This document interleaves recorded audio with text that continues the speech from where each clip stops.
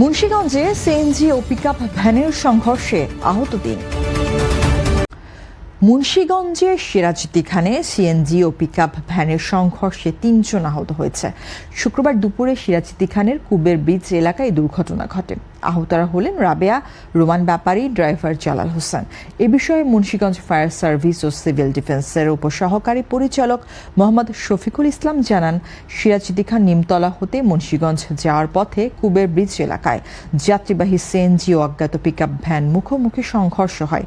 এতে ৩ জন আহত হয়।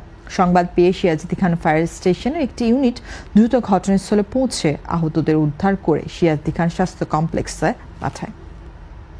এই ছিল এখনকার মতো সংবাদ। এতক্ষণ সঙ্গে থাকার জন্য ধন্যবাদ। পরবর্তী বুলেটিন দেখতে চোখ রাখুন বাংলাদেশ প্রতিদিনের ফেসবুক পেজ ও ইউটিউব চ্যানেলে।